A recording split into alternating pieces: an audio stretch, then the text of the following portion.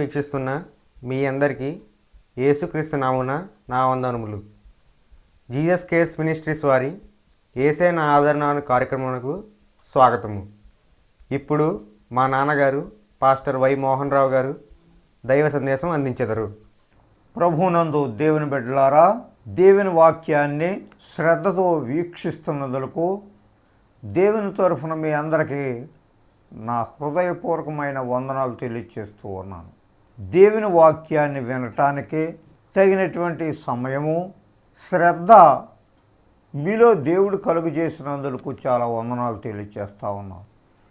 దేవుని వాక్యాన్ని వినలేనటువంటి వారు, దేవుని యందు భయభక్తులు లేనటువంటి వారు ఈ లోకంలో చాలామంది ఉన్నారు. అయితే వారితో మనము పోల్చుకొని చూసినట్లయితే వారి జీవితాల కంటే దేవునిని నమ్ముకునేటువంటి వారి యొక్క జీవితాలు చాలా శ్రేష్టమైనటువంటిగా ఉంటున్నాయి. దేవుని యొక్క వాక్యం చాలా బలమైనది. దేవునిని నమ్ముకునేటువంటి వారు ఎన్నడూ ఏ విధమైనటువంటి లోటుపాట్లు లేకుండా వారి యొక్క జీవితాలను దేవుడు సక్రమమైనటువంటి పద్ధతిలో నడిపిస్తారు అనేటువంటి నమ్మకము ప్రతి వారు కూడా కలిగి ఉండాలి. దేవుని యందు భయభక్తులు కలిగి ఉండటం జీవదాయకము. అంటే నువ్వు బ్రతుకుంటున్నావని అంటే, ఆరోగ్యమైనటువంటి పరిస్థితిలో నీవు ఉంటున్నావనంటే దేవుని యొక్క కాపుదలే కారణము. ఈ విషయాలన్నీ మనసులో ఉంచుకొని దేవుని యందు భయభక్తులు కలిగినటువంటి వారంగా ప్రతి వారు ఉండాలి. ఈ సందర్భంలో దేవుని యొక్క వాక్యాన్ని చదువుకునే ముందు చిన్న ప్రార్థన చేసుకుందారు. అందరూ తలలు వంచి కళ్ళు మూసుకొనవలసిందిగా కోరుచున్నాను. ప్రేమ కలిగిన మా యేసయ్య, మీ కృప కొరకు మీకే స్తుతులు స్తోత్రములు చెల్లించుకుంటున్నాను. ఇంతవరకు నా ప్రభా మీ రెక్కల చోట్ల మమ్మల్ని అందరినీ కూడా భద్రపరిచిన ప్రభా, నీ వాక్యాన్ని వినటానికి తగినటువంటి సమయాన్ని దయచేసినందుకు మీకే స్తుతులు స్తోత్రములు చెల్లించుకుంటున్నాం ప్రభు. వ్యాధిగ్రస్తులను ముట్టండి, స్వస్థపరచండి, వారికి సంపూర్ణమైనటువంటి ఆరోగ్యాన్ని దయచేయండి నా ప్రభు. ఆర్థిక సమస్యలలో ఉండేటువంటి వారిని ఒకసారి జ్ఞాపకం చేసుకోండి.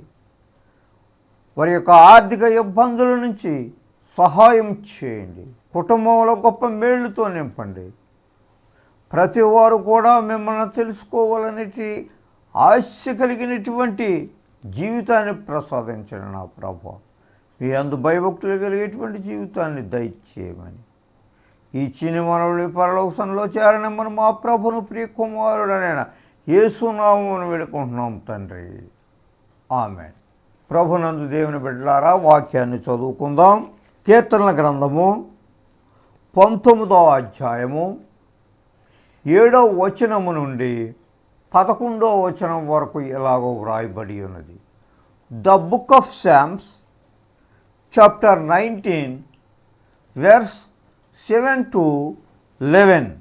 యెహోవా నియమించిన ధర్మశాస్త్రము యథార్థమైనది. దేవుడు చెప్పేటువంటి మాటలు యథార్థమైనవి.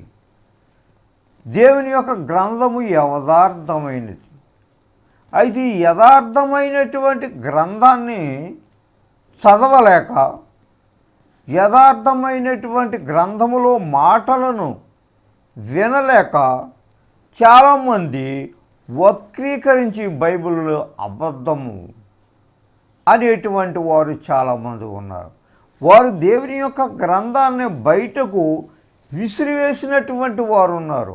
దేవుని యొక్క గ్రంథాన్ని కాల్చివేసినటువంటి వారు చాలామంది ఉన్నారు. దేవుని యొక్క యథార్థమైనటువంటి మాటలను వినలేక దుష్టుడు వారిలో ప్రవేశించి ఈ యథార్థమైనటువంటి గ్రంథాన్ని బయటకు పారవేసినటువంటి వారిని మనం చూస్తూ ఉన్నాము. అయితే ఏ చేతులతో అయితే ఈ యొక్క గ్రంథాన్ని పారవేశారో వారే ఈనాడు గొప్ప దైవజనులుగా పరిగణింపబడుతూ ఉన్నారు. అయితే దేవుని యొక్క గ్రంథము, దేవునిలో ఉండేటువంటి మాటలు ఎంతో మాధుర్యమైనటువంటివి, యథార్థమైనటువంటి. ఈ యథార్థమైనటువంటి మాటలను చదివిన తరువాత చాలామంది వారి యొక్క జీవితాలను మార్పు చెంది దేవునిలో నిలకడగా ఉండి దేవునిలో గొప్ప భయభక్తులు కలిగేటువంటి జీవితాన్ని వారు అలవరుచుకొని ఈనాడు గొప్ప దైవజనులుగా పరిగణింపబడుతూ ఉన్నారు.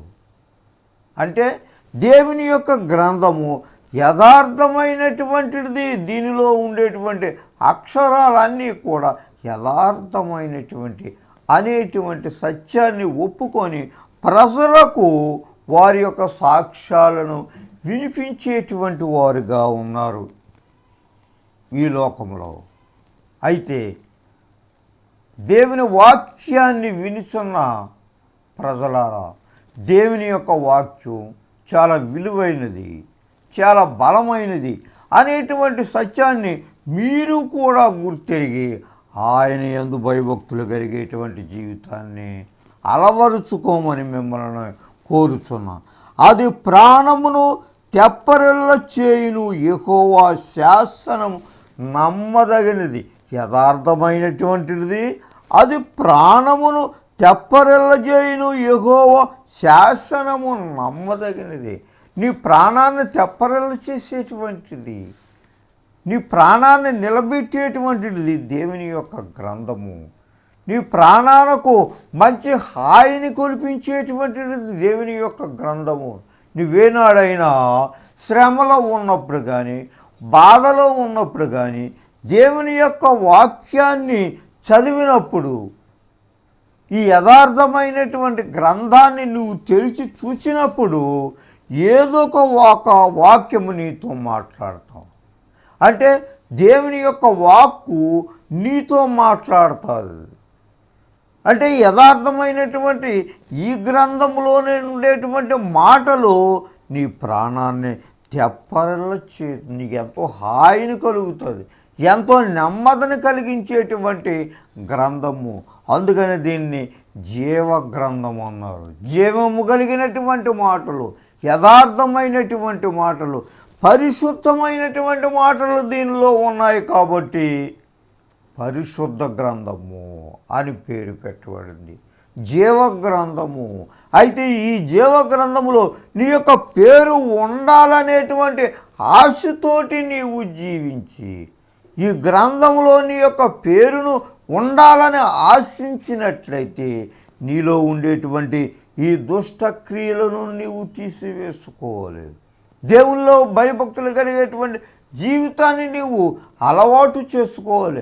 అలవాటు చేసుకోవాలంటే కొంత పథ్యం చేయాలి.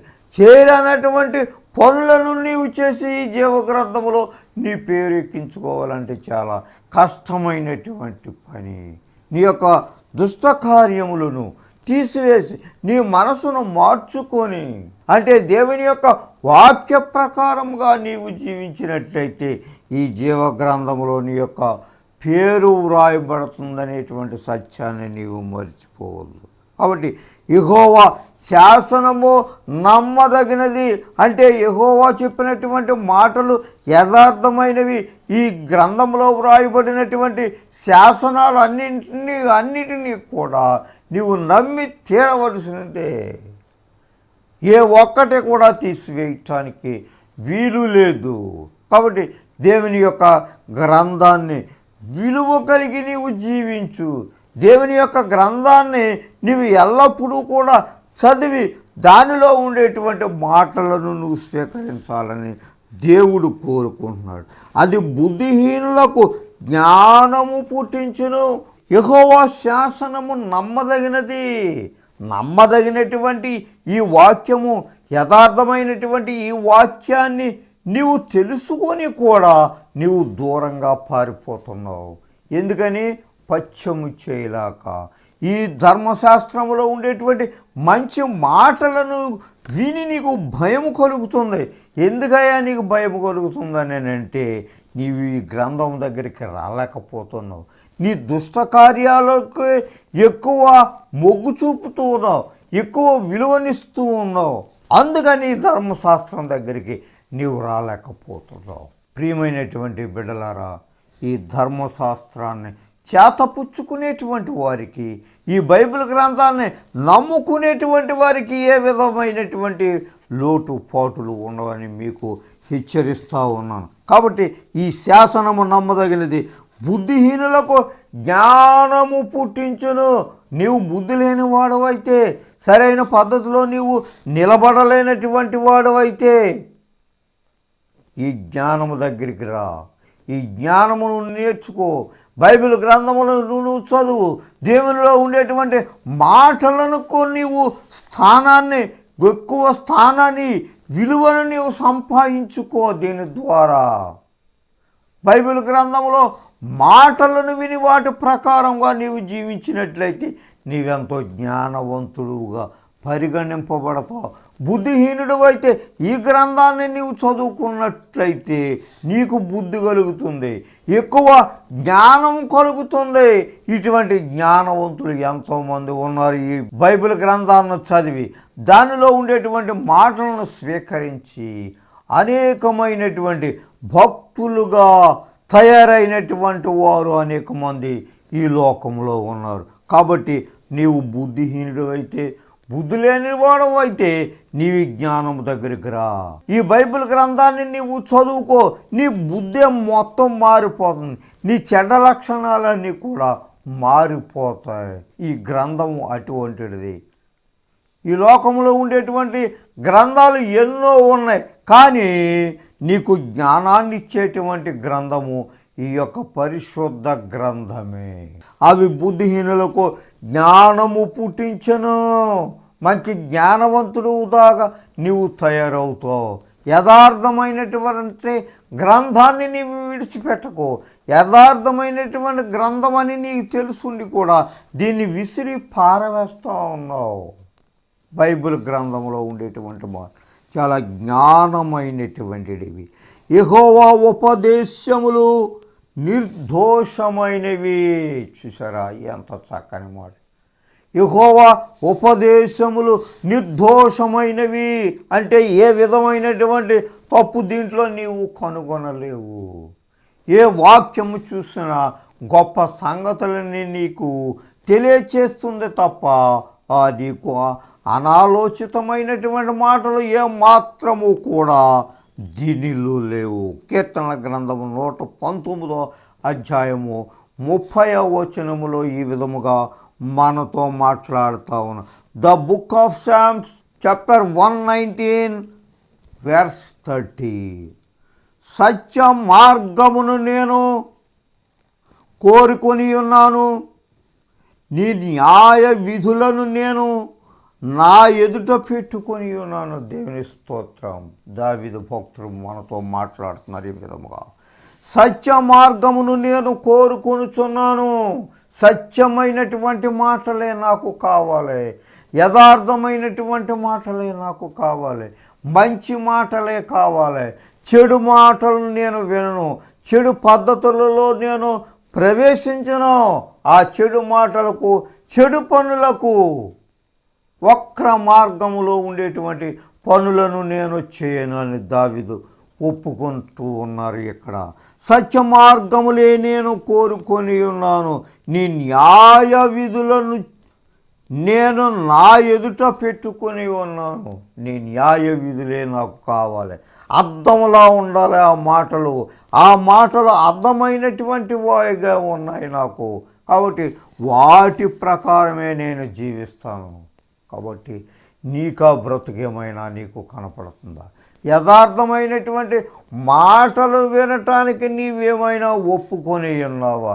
యథార్థమైనటువంటి మాటలు నువ్వు వినాలని అంటే నీకు చాలా కష్టమైనటువంటి పని. యథార్థంగా ప్రవర్తిస్తున్నానని నీవు అనుకుంటున్నావు, కానీ నీళ్ళు చాలా లోటుపాట్లు కనపడతా ఉన్నాయి. దేవుని దగ్గరికి రావాలనంటే చాలా లోటుపాట్లు కనబడతా ఉన్నాయి. దేవుని దగ్గరకు వస్తున్నా అని నువ్వు అనుకుంటున్నావు, కానీ నీ యొక్క నేచర్ ఏమీ మారలేదు, నీ బుద్ధి మారలేదు. బుద్ధి మారకుండా నీవు ఏయో తీర్పులు తీరుస్తూ ఉన్నావు ఇతరులకు. ఏంటవన్నీ కూడా నిష్ప్రయోజనములు. నీ దేవుని నమ్ముకుంటున్నావంటే యథార్థమైనటువంటి మనసు నీలో లేదు, కనపడటం లేదు. ఒకటి యథార్థమైనటువంటి మనసు కావాలని దేవుడు చెప్తా ఉన్నాడు. ఇక్కడ మారు మనసు కావాలని దేవుడు చెప్తా ఉన్నాడు. యెహోవా శాసనములు యథార్థమైనటువంటివి అని నీకు బైబిల్ గ్రంథము బోధిస్తూ ఉన్నది. కానీ ఈ యథార్థమైనటువంటి మాటలను నీవు వినలేకపోతున్నావు. భయము కలుగుతుంది. నీవు ఒంటరిగా ఉన్నప్పుడు, నీవు ప్రార్థన చేస్తూ ఉన్నప్పుడు నీకు భయము కలుగుతుంది. ఎందుకనంటే అనేక రకాలైనటువంటి దుష్ట కార్యములు నిన్ను ఏలుబడి చేస్తూ ఉన్నాయి. కానీ దేవుని భక్తురాలుగా, దేవుని భక్తుడుగా నీవు అనుకుంటున్నావు. కానీ ఎంత మాత్రము కాదు. యథార్థమైనటువంటి ఈ మాటలను నీవు స్వీకరించి చెడుని విడిచిపెట్టినప్పుడు, నీలో ఉండేటువంటి ఆ యొక్క రౌద్రాన్ని విడిచిపెట్టినట్లు, నీలో ఉండేటువంటి ఆ ఘోరమైనటువంటి గర్వాన్ని విడిచిపెట్టవలని దేవుడు మాట్లాడుతూ ఉన్నాడు. కానీ ఆ యొక్క గర్వాన్ని నీవు విడిచిపెట్టావా? భయంకరమైనటువంటి పరిస్థితుల్లో నుంచి నీవు బయటకు వచ్చావా? కానీ నీవు రాలేదు. కానీ యథార్థపరుడుగా నీవు పరిగణింపబడుతూ ఉన్నా అని నీవు అనుకుంటున్నావు. పదువురు నిన్ను చెప్పుకోవాలని మంచిగా అని నీవు ప్రయత్నం చేస్తూ ఉన్నావు. ఏంటి? పదువురు నిన్ను చెడ్డవాడవై ఉండి మంచిగా చెప్పుకోవాలనేటువంటి ఆశ నీకు కలుగుతుంది. కానీ అది ఎంత మాత్రం కూడా జరగదు. దేవుళ్ళలో నీవు యథార్థమైనటువంటి మనస్తత్వం, యథార్థమైనటువంటి సమాధానం కలిగినటువంటి వ్యక్తివైతే నీవు ఆ విధమైనటువంటి పరిస్థితుల్లో, ఆ చెడ్డ పరిస్థితిలో నీవు ఉండవు. యెహోవా ఉపదేశములు నిర్దోషములైనవి దేవుడు చెప్తా ఉన్నాడు నీకు. కానీ ఈ మాటలను విని కూడా నీ యొక్క గర్వముతోటి నీ యొక్క మాటలు తగుమాత్రముగా ఉండాలి తప్ప నీవు ఎక్సెస్గా మాట్లాడుతూ ఉన్నావు దేవునిలో. కాబట్టి ప్రభునందు ప్రియులరా, యెహోవా ధర్మశాస్త్రము నిర్మలమైనది, శాంతికరమైనది. ఈ యొక్క శాంతికరమైనటువంటి గ్రంథములో మాటలు ఎప్పుడు కూడా శాంతినే నీకు ఉపయోగిస్తుంది తప్ప రౌద్రాన్ని ఉపయోగించరు. కానీ నువ్వు ఉపయోగించుకునేటువంటిది రౌద్రము. నీ కుటుంబంలో రౌద్రం చూపిస్తున్నావు. ఎందుకు పనికిరాని వాడవు, ఎందుకు పనికి చేయదానివని నీకు తెలుసుండి కూడా నీ రౌద్రాన్ని నీ కుటుంబీకుల మీద నువ్వు చూపిస్తూ ఉన్నావు. కాబట్టి నీవు భక్తిపరురాలు కాదు. దేవునికి నీవు పని చేయవు. అది నీవు తెలుసుకోవాలని దేవుడు కోరుకుంటూ ఉన్నాడు. అది కన్నులకు వెలుగునిచ్చును. యెహోవా యొక్క వాక్యము నిర్మలమైనది. ఇటువంటి నిర్మలమైనటువంటి పాలన అపేక్షించుడి.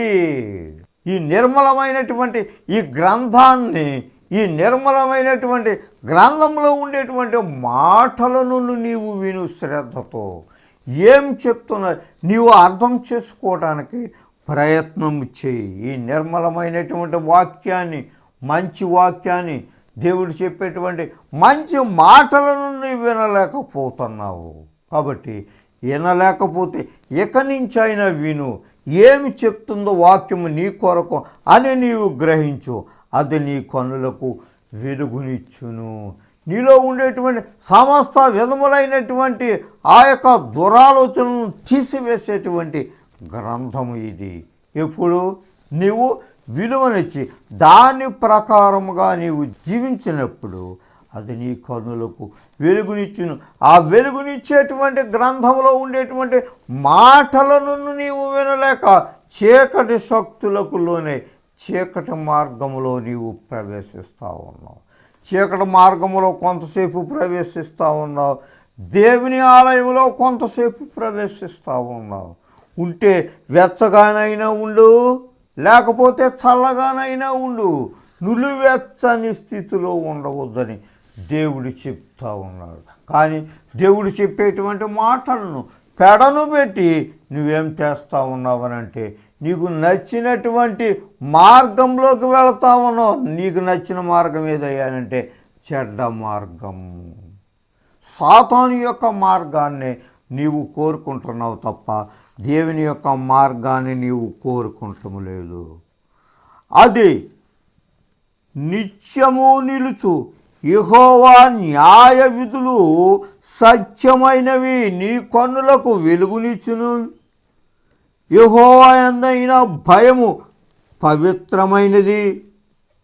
తర్వాత అది నిత్యము నిలుచు యెహోవా న్యాయ విధులు సత్యమైనవి. సత్యవేద గ్రంథం ఇది. యెహోవా ఇచ్చే న్యాయ విధులు సత్యమైనటువంటి మాటలు, న్యాయమైనటువంటి మాటలు. ఈ సత్యమైనటువంటి మాటలని నీవు వినటం లేదు, నీకు అక్కర్లేదని అంటున్నావు, ప్రక్కకు త్రోసివేస్తున్నావు నీవు. కాబట్టి దేవుని యందు భయభక్తులు కలిగేటువంటి జీవితాన్ని నీవు సంపాదించుకో. దేవుడు చెప్పేటువంటి మాటలు వినటానికి నీకు మనసు రాకపోతే నీవు దేవునిలో మసులుకోలేవు. దేవునికి విలువనిచ్చేటువంటి వాడవై ఉన్నట్లయితే దేవునిలో నీవు జీవించటానికి నీవు ప్రయత్నం చేయి. కాబట్టి యెహోవా యొక్క న్యాయ విధులు సత్యమైనవి, అవి కేవలము న్యాయమైనవి. కాబట్టి ఎన్ని మాటలు చెప్తున్నా ఉన్నారు, యథార్థమైనవి, నీ ప్రాణాన్ని తెప్పరల చేసేటువంటి వాక్యము ఈ యొక్క పరిశుద్ధ గ్రంథములోనే ఉన్నవి. అది హృదయమును సంతోషపరచును.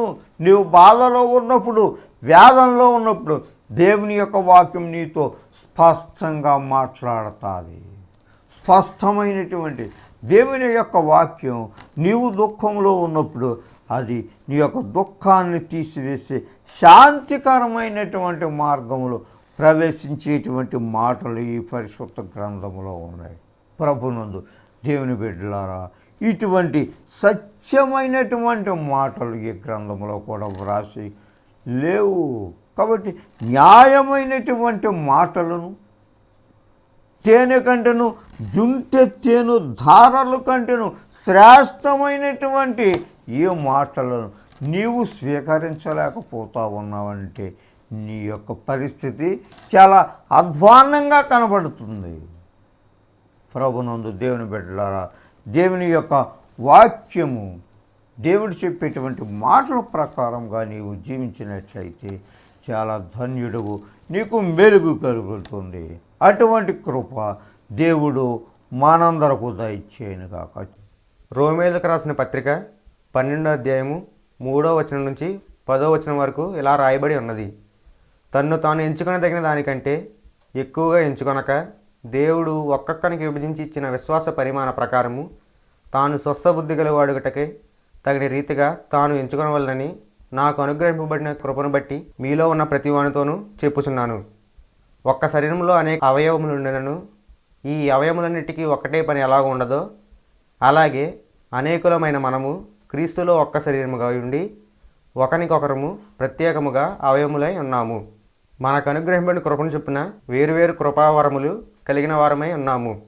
కనుక ప్రవచన వరమైతే విశ్వాస పరిమాణం చొప్పున ప్రవచింతుము, పరిచర్య అయితే పరిచర్యలోను, బోధించువాడైతే బోధించట్లోను, హెచ్చరించేవాడు హెచ్చరించట్లోనూ పని కలిగి ఉందుము. పంచిపెట్టేవాడు శుద్ధ మనసుతోనూ, పై విచారణ చేయవాడు జాగ్రత్తతోనూ, కరుణించేవాడు సంతోషంతోనూ పని కలిగి ఉందుము. మీ ప్రేమ నిష్కపటమైనదై ఉండవలను. చెడ్డదాన్ని అసహించుకుని మంచిదాన్ని హత్తుకుని ఇండుడి. సహోదర ప్రేమ విషయంలో ఒకని యందొకడు అనురాగము గలవారే, ఘనత విషయంలో ఒకరినొకడు గొప్పగా ఎంచుకొనుడి. చిన్న ప్రార్థన చేసుకుందారే. ప్రభునందు దేవుని బిడ్డలారా, అందరూ తలలు ఉంచి కళ్ళు మూసుకొనవలసిందిగా కోరుచున్నాను. ప్రేమ కలిగిన మా యేసయ్య, ఎంతవరకు మీ వాక్యంతో మాట్లాడారు ప్రభువా. మీ వాక్యానికి విలువనిస్తే, మీ వాక్యాన్ని వింటే నా ప్రభువా ఎంతో మేలు కలుగుతుంది. శాంతి సమాధానకరములు అయినటువంటి మాటలు మీ పరిశుద్ధ గ్రంథంలో ఉన్నాయి ప్రభా. అవన్నీ మేము వివరించుకున్నాము తండ్రి, మేము విన్నాం ప్రభా. నీ ప్రియబిడ్డలు వాటి ప్రకారంగా జీవించగలిగేటువంటి భాగ్యాన్ని దయచేయండి నాయన. ఇదిగో కుటుంబంలో శాంతి లేనటువంటి వారికి మీ యొక్క శాంతిని సమాధానాన్ని ప్రసాదించండి ప్రభా. రుణ బాధల్లో ఉండేటువంటి వారిని వారి యొక్క ఆర్థిక ఇబ్బందుల నుంచి లేవనెత్తండి, సహాయం ఇచ్చేయమని. ఈ చిమ్మని వనములో పరలోక సన్నిధిలో చేరనిమ్మని మా ప్రభువును ప్రియకుమారుడైన యేసు నామమున వేడుకొని ప్రార్థన చేయించున్నాం తండ్రి. ఆమె మన తండ్రి అయిన దేవుని ప్రేమ, కుమారుడైన యేసుక్రీస్తు వారి యొక్క పరిశుద్ధాత్మ యొక్క అన్యోన్య సహవాసం మనకును ఆయన మీద బిడ్డలకును, ముఖ్యముగా ఈ టీవీ ముందు కూర్చొని మీ వాక్యాన్ని వినిచున్న మీ ప్రజలపై మీ మెండైన దీవెనలతోటి నింపుముగాక. Amen. God bless you all. మీ అందరికీ నా వందనములు. దైవ సందేశం విని దైవ దీవెనలను పొందారని నమ్ముచున్నాము. సలహాలకు, సందేహాలకు, ప్రార్థన అవసరతల కొరకు సంప్రదించవలసిన చిరునామా pastor why Mohan Rao garu, Jesus cares ministries, Dommeru post 534351, Kovvur mandal, west Godavari district, Andhra Pradesh, S India. Our phone number 9652128511. Our email address mohany7@yahoomail.com. మా చిరునామా pastor why Mohan Rao garu, Jesus cares ministries, Dommeru post 534351, Kovvur మండలము, పశ్చిమ గోదావరి జిల్లా, ఆంధ్రప్రదేశ్, ఎస్ ఇండియా. మా ఫోన్ నంబరు 9652 12 85 11.